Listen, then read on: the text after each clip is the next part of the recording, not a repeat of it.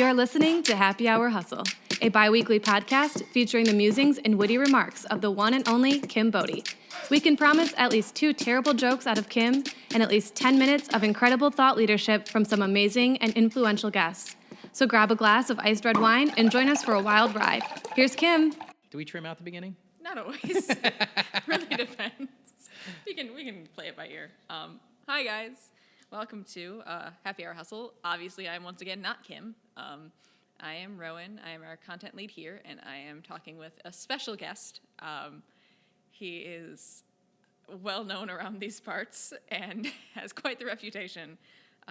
Chris, you've been on here before. Hello, I have. So you don't need to tell us your job title, who you work for, because unless you want a refresher. I work for Kim at 834. It's an integrated communications company. I don't know if you all have heard of it. No, but go it's, on. I am the digital director. Yes. I do everything on the internet, and sometimes I make finger guns. I'm so excited about it. That's fair. It's the best way to express excitement. Mm-hmm. Cool. So last time, because we always do ask, we asked you your favorite drink, because that's what happens when you're on this podcast. Mm-hmm. So this time, what is your least favorite drink? So I don't know if you've ever heard of concoction Jenga, possibly because we made it up. So in middle school, we played Jenga and we wrote on the pieces ingredients. And so my least favorite drink would be the time I lost at Jenga and had to drink eggs and not crab juice. It's like a flavored seafood sauce for cooking. Like fish sauce? Fish sauce. And I think just like a lot of salt. And it was really, really gross. But what are you going to do when you're in middle school and don't have anything to do in central Pennsylvania? Fair. Yeah. I mean, you got to entertain yourself somehow. Yeah. So that would be my least favorite beverage I've ever had. I think that's fair. Yeah. Okay. So icebreaker time. Last time you threw spaghetti. This time, if you were a candle, what would your scent be? Well, I have a 13-year-old dog and a 1-year-old boy. So I think it would be a lot of farts and poops. Fair. But like in a loving way, just in the best way. Just you want to snuggle these things and you're not even mad about it. But outside of that, probably something digital. I'd like to say new iMac or like that, that new laptop smell. Yeah. I'd like to say that, but I'm really new Chromebook smell. I'm not that fancy. Like cheaper plastic, a little noxious, but also fresh. Okay. So yeah. that pretty much sums me up. Kind of like when it's not a new car, but it has like the new car, like It's air a new to freshener. you car. Yeah. Yeah. It's a must-see TV rerun is what it is. Jeez. Perfect. Yeah. I don't know why we wouldn't burn that at all hours of the day. Cool. Also, one of our favorite segments here, because all of us love animals here, if you didn't notice, is things we've learned from our pet. You just stated that you have a dog, so that was a convenient segue. Thanks.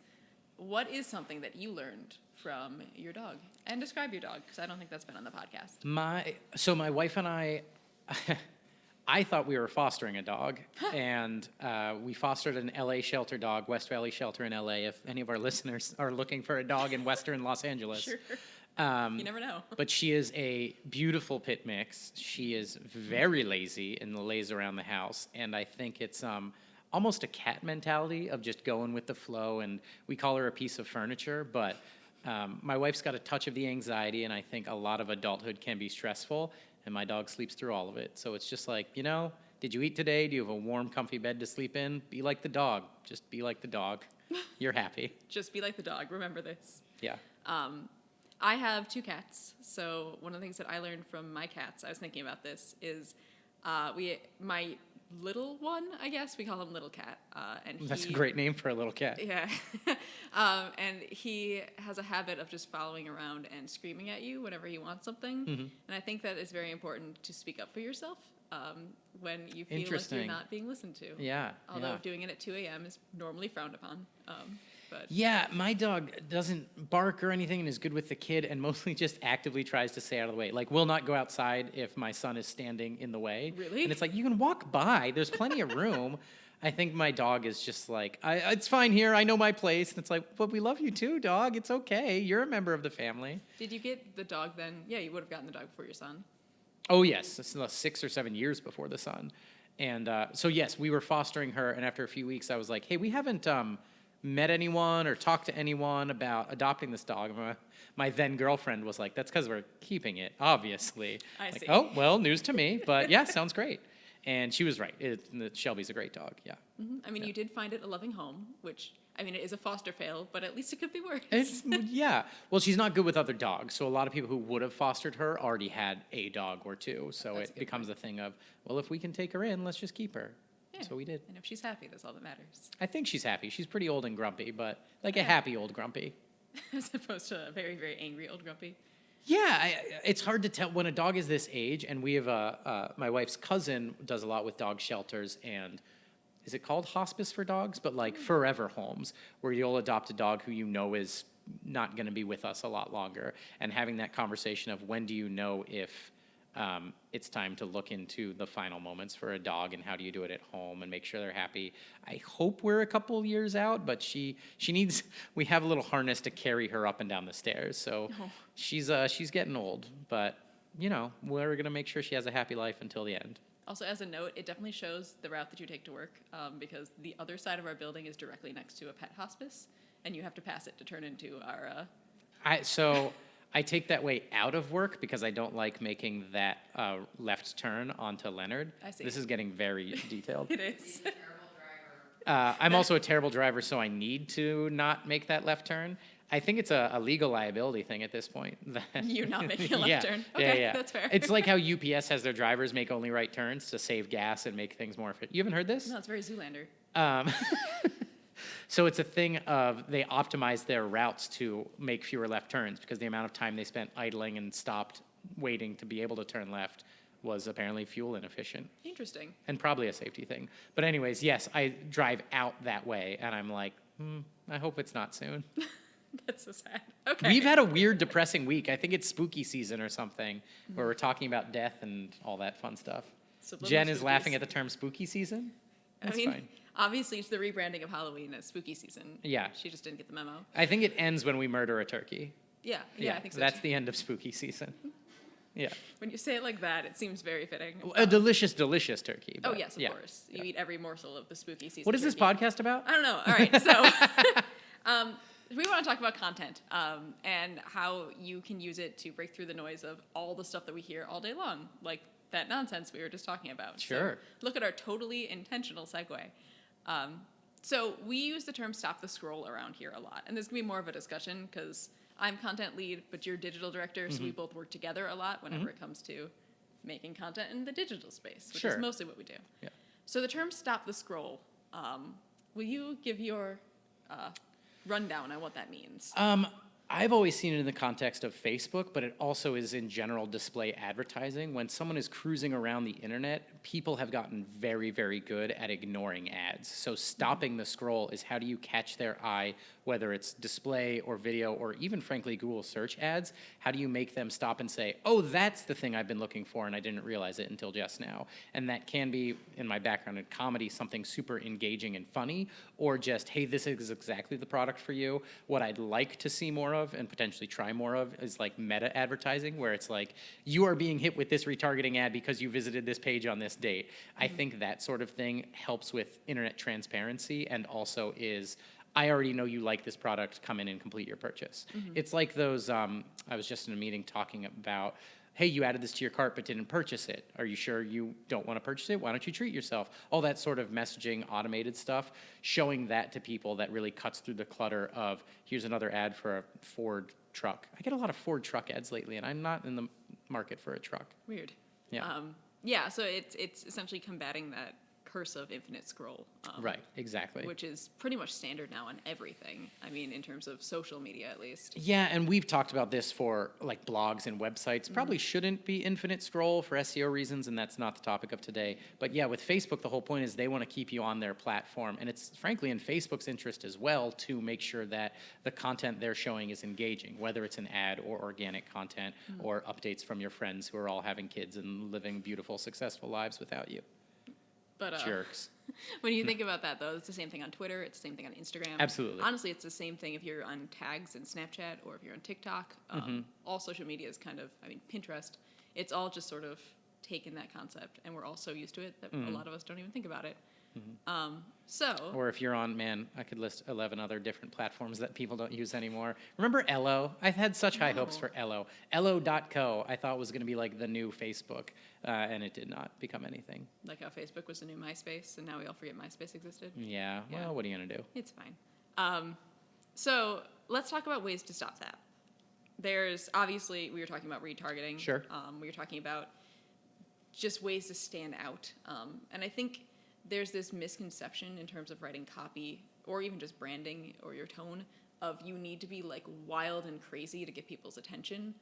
That's not true. Yeah, not at all. Right. Where it's like, let me do this quirky thing and people will like it. But I feel like people see through that a lot. I get that a lot, and over the course of my life, I've had people say, "Can you write us a viral ad?" And it's like, Yeah. what do you think those words mean? I think it's far more about, to your point, of writing to your audience, and that's why I like the retargeting thing of, hey, I know you're already interested in this, but it comes back to the messaging. If we know that this is your key target audience and this is what will resonate with them, we're going to write the ad that is meaningful to them. It doesn't have to go viral and reach millions of people. It has to reach the people that actually want your product or service. And I think that's a good point, too, of things going viral. It doesn't mean anything. It means nothing. Yeah. Yeah, it just means a lot of people saw it, but Right. for some reason, Right. like an egg went viral. That's not. I useful. constantly, I love bragging about my time at Funny or Die, but I mean, we would make videos that got 24 million views and no one I knew had seen it. And it's like, what are we doing? Like, this is awesome that it's so big, but it's also so small. Or like hit TV shows that have 1 million viewers. Nobody watches. Yeah, it's just a fascinating world. So anyone who says they want to go viral has a poorly defined scope in their mind. Yeah, it's let's reach the most amount of people, not the right people. Right. And that's a very different target and not Right. necessarily the best one. Also, going viral is just so hard to do in terms of you can't predict it. Yeah, and it can do damage to your brand if Yeah. you are trying to be funny and quirky, because if you are reaching 1 million people and turning off your actual target audience, well, congratulations on shooting yourself in your foot in a cool way, but you still shot yourself in the foot. So I guess that goes to this question very well, which is how do you think that a brand can be different without being like too much in your face?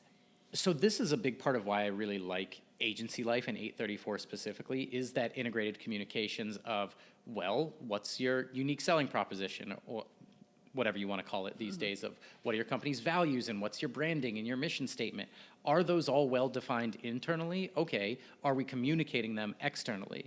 And if those resonate with your customers, which they better, they should, you hopefully have put some time into that or worked with a team to help you put some time into that. If you've figured out what that branding and messaging looks like, it's, not to downplay Rose's excellent writing, but it's not as complicated as people try to make it seem if you already know those things. Yeah, if you know who you're talking to, it's a lot easier. Exactly, Like yeah. it's like cold calling versus calling a friend. That's a great one, yeah. Oh, thanks. I don't even answer cold calls. Like, Yeah, absolutely not. yeah. Cool. So So did that answer the question? yeah, I think so. Of just like trying to talk to, I always think about talking to somebody specific. Yeah. So if you want to be different, people love personal connections, especially in a digital age. That's why we like social media, is we feel like we're personally connected to people. Even if we haven't seen them for 8 years, we saw they got a puppy, so now we're friends.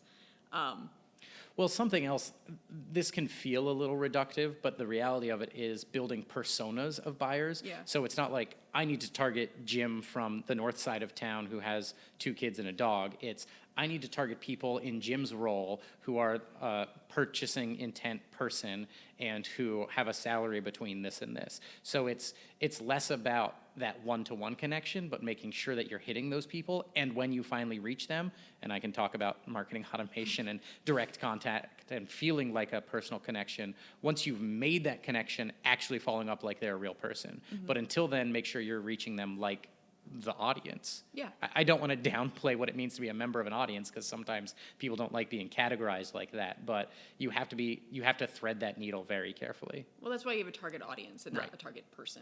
Right. But yeah, we do audience personas as part of our marketing strategies here, our messaging strategies. And we do a lot of, yeah, my gosh, I can't talk today. We do spend a lot of time going into like who these people are, what sort of information they want to hear, the tones they want to hear, where they want to hear it. And that really helps because you're not just like posting randomly, you have Right. a target.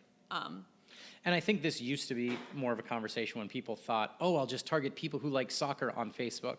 Okay, let's leave that up to the robots who we can tell Facebook, here's the pixel visitors to my site, find people like them. But we do still need to write the copy and messaging that speaks to those people, even if we're not trying to figure out which brand of bed sheets they use, thinking that'll be a common liked page they have. Because that sort of stuff, I think, is not always the most effective. Like base targeting, especially. Yeah.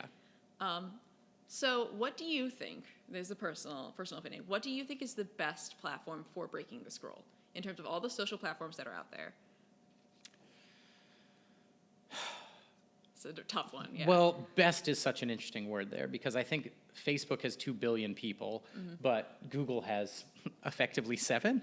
Yeah. I mean, I don't know how you measure how many people use Google on an ongoing basis. And then the second biggest search engine is YouTube. So I would love to be doing more with YouTube. It's just 6-second video ads are so hard to do right. So I think the most effective, best, highest return, best trackability is probably still Facebook. I briefly owned Facebook stock and no longer because of all that. Well, it was a year and a half ago, they had all this drama, and I was like, now's the time. And then it was like flat for a year. And I was like, why? I'm just going to put money in an index fund. Who am I trying to convince? Huh.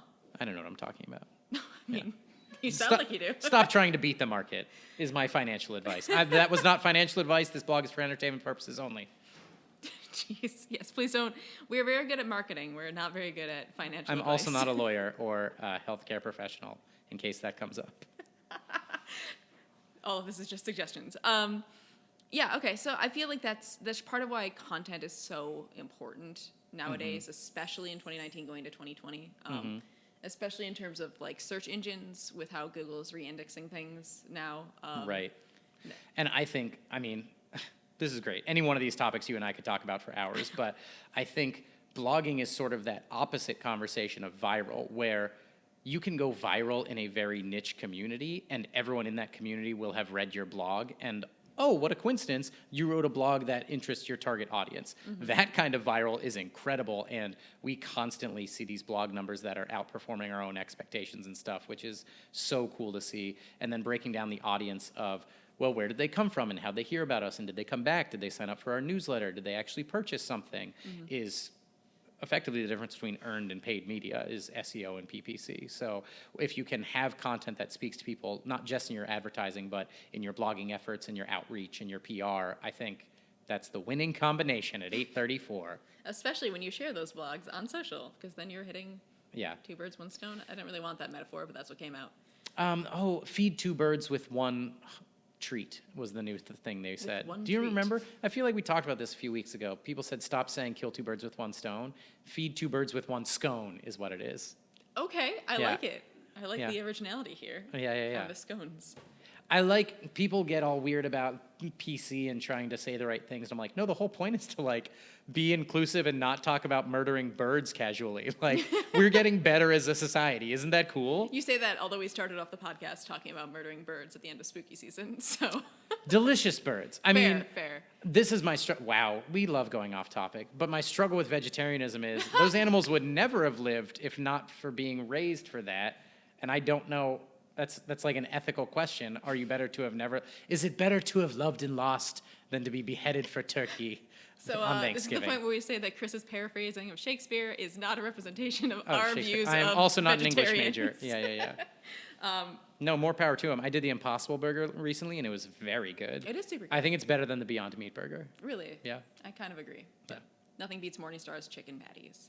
All right, so do you have anything else that you're burning to talk about content? I'm putting you on the spot now.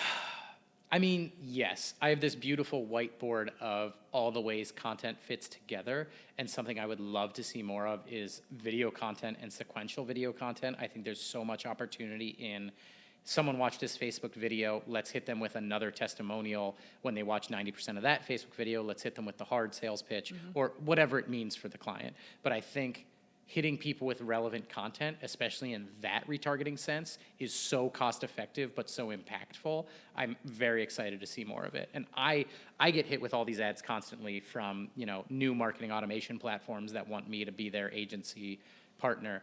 I still see very few ads that are done to the level I think they should be. So I think we're going to see a lot more personalization and relevant copywriting and ad creation and organic content in the coming years and decades until the robots are doing it all and making it individually for Chris himself. Yeah, Which will come, I'm sure it will come. eventually. Also, Chris is hinting at a blog that's coming out next week about conversion funnels. So Maybe. keep an eye out for that. Maybe. And if you haven't caught our last podcast with Chris about marketing automation, we're also hinting about that with I the think you robot should discussion. cross promote your content on all your platforms. What a fun idea to do that in your podcast I know, that'd as be well. so cool. If, Someone really smart and handsome should do that. hey, speaking of, so our next segment. Count it. So our next segment here is called Overheard at 834. And we have an internal document and also just chats of things that we hear people saying in the office. Which I hope most companies do. A couple of our clients say they do it, and they had very funny ones. Yeah. They're so good Yeah. because they really just speak to your organic culture as opposed to like, I don't know, your inorganic culture. Anyway, the point is, Well, everyone puts on a face for social media, right? That's But things fair. you actually overhear are, no, this was actually said here. this actually we are. Yeah. So you bring up two things that we overhear a lot here at Okay. 834. So the first is your favorite saying. Let's see if you can guess what your favorite saying is. It's Gosh. not your slogan. Oh, forward progress? Yeah. Yeah.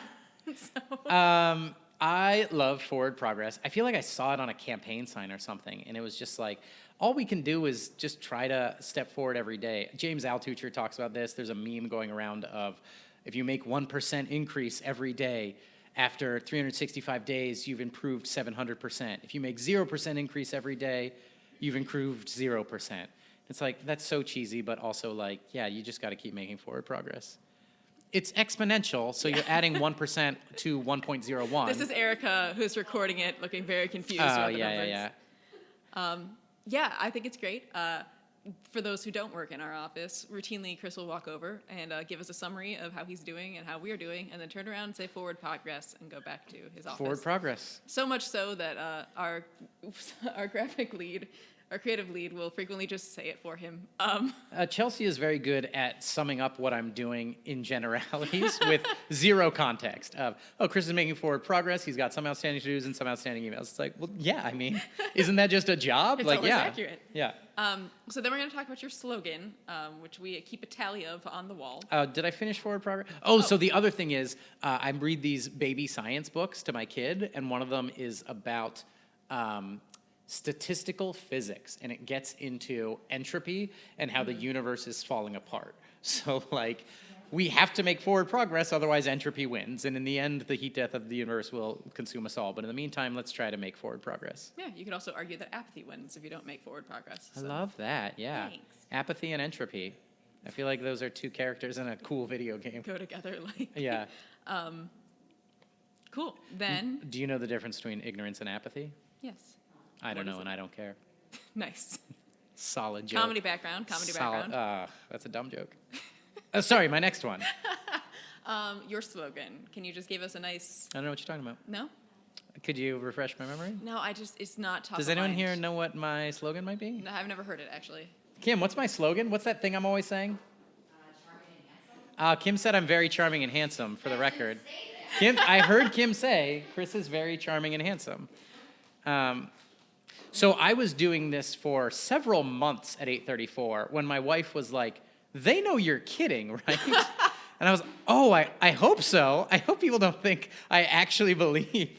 It's like a funny irony thing. It's almost like gaslighting people into thinking you know what you're talking about. We do not condone gaslighting at 834. We don't. But I think when I'm such a goofy, ridiculous, funny-looking human, it's very funny to say I'm charming and handsome. Oh yeah. Yeah. I mean, not to agree with your previous statement. Yeah, hang on a minute. No, that's fair. We do have a tally on the wall that is kept by Erica's desk, and we do have one at least for every day that Chris has worked here. That can't be right. Yep, we counted. Oh, my. And we get to add 2 of them now from this podcast. So. Does Kim get one, though? Yeah, that counts, because she did it well. for you. That's fair. Well, What else do we tally? huh? We also tally how bad you are to drive. That's at fair. driving. Because you've gotten into 5 accidents? At least 6. Wait, it was 5 last time. Was it 5? So there were 2 in reverse. There was 1 parked car. There was 1 on a highway. There was 1 at that intersection. There was the 1 hit and run that wasn't my fault. Jeez. Anyways, what are you going to do? You know. So Chris isn't allowed to drive because he's a liability. I am a liability. But this is why I want a self-driving car, because even if it's not better than average human, it's better than me. You, yeah. Yeah. It's pretty low bar. Yeah. All right, so really fast, I have some rapid fires for you. Got it, We're go. going. Last time we did like personal things. We are going to do Grand Rapids things, but neither of us are from Grand Rapids, so that made no sense. So we changed it. So here we go. What's your favorite restaurant? In general, Taco Bell. Are you still Do you want me to be rapid fire and just Yes. shoot answers back? Absolutely. That is the first thing I thought of, Taco Perfect. Bell. Favorite season? Fall, because it's fall now, and every day is the best day of my life. Fair. Your favorite clothing store? Clothing store. Yep. I would say Uniqlo, but sometimes the T-shirts fit weird. Weirdly, I like the higher end, like Banana Republic type stuff, but Interesting. it's just so expensive. I don't know anybody who would shop at Uniqlo and Banana Republic. That feels like a very large disparity. Well, I think like hoodies and comfy stuff from Uniqlo are so nice, and actually some of the nicer stuff from Uniqlo, like the jackets and a couple of the collared shirts, are good. But Banana, oh, it's just so soft and it looks so good. And I'm not a big fashion person, but when you're like, oh, that is fashionable, damn, I should look better than I do. That's fair. Yeah. Walmart or Target? Target. Okay. Your favorite word? Petrichor. Petrichor is the smell of rain when it hits an oily road. I didn't know that word. Yeah, and it reminds me of Florida, where I spent a lot of summers growing up. That's cool. Yeah. Favorite holiday? What a weird one that I guess I don't think about that often. Christmas. Just gift giving and happiness and sharing and... I appreciate that you were so ready for Petrichor, but not ready to name a single holiday. Well, yeah, I wanted to say a weird one. I like Labor Day is a good one, just because, like, go workers, unite and get a day off. But then New Year's Eve is overrated. I don't know. Christmas. I'm going to stick with Christmas. Some hot holiday takes here. Yeah. What is your least favorite food? Least favorite food? I don't know. I like food. Food, good. Red Warrior needs food badly. I make a lot of references that no one gets. Do you get that Gauntlet reference? Yeah, Old I'm with video you. game? Awesome. I was stalling for time. I Least could tell. favorite food. Actually, my mom used to love this strawberry rhubarb pie, and rhubarb does not belong in a pie. It is so gross. It is, and you You're can't in the even add Midwest. whipped cream to it. Like, what is rhubarb in a pie? Why are you doing that? There's so many things you could put in a pie. In the Midwest, Michigan cherry pie is incredible. Why are you going to throw rhubarb in there? Don't do that. What does rhubarb belong in? Nothing. Just the trash. Rhubarb and mosquitoes should be in the trash. Just put them where they belong. I was Perfect. reading a thing of how, like, there's nothing even really that survives on mosquitoes. Just the ecosystem would be fine without them. Yeah, I believe it. All right, last one. What is your favorite fun fact? The first one to come to mind is that Cleopatra lived closer in time to the moon landing than the construction of the pyramids. It's probably not my favorite fun fact, but I like just the scope of history. I think it took me a long time to realize history wasn't stories about humans. It was, this is actually what happened. Like, isn't that crazy? You thought it was all like, Not necessarily made up. It's just funny to think of, like, they were people like us, and they went about their days, and then they also happened to build the pyramids. yeah, I feel like the more you are like immersed in history, the more you're like, oh, these were people. Like Yeah. these are real Well, because you have the people. Ren Fair background. Well, yeah, but I mean, like, I also listen to history podcasts, and the more people talk about things, you're like, right. They I had, tried so hard. Dan Carlin? No, I listen podcasts that touch on history, so like Sawbones and Lore. Here's our Oh, sure, plugs for yeah. other podcasts, I guess. I during our really tried to podcast. get into podcasts so many times. I just feel like I don't have the time. But Dan Carlin's Hardcore History is really, really good. Yeah. I will have to check it out. And actually, Pat Wyman is married to a good friend of mine. Pat's a friend of mine. Pat is married to our friend, and he does a great podcast that, like, won awards. It's really, really good. I think the first one was about the fall of Rome, which is a fascinating topic. And then I read a book about seigniorage in Rome, the right to create your own currency. And that's part of the reason Rome fell is they started devaluing their own currency so much they couldn't pay anything. Even though they had the money, it wasn't worth as much. It's a fascinating topic. That makes sense, kind of like the Deutschmark, when they just Yeah, printed exactly. too much of it. Yeah. But yeah, I bought a $1 trillion Zimbabwe bill once for whatever, $6 on eBay because what a weird hyperinflation thing. Anyways, I'll ramble about anything you let if you yeah, give we'll me just a have an microphone. entire podcast of all of us rambling about unrelated things. All right, well, that wraps up this episode. I will say our things, even though I will say our things at the end here. Chris, you've been officially hustled. So till next time, hustlers, we will see you on the down low.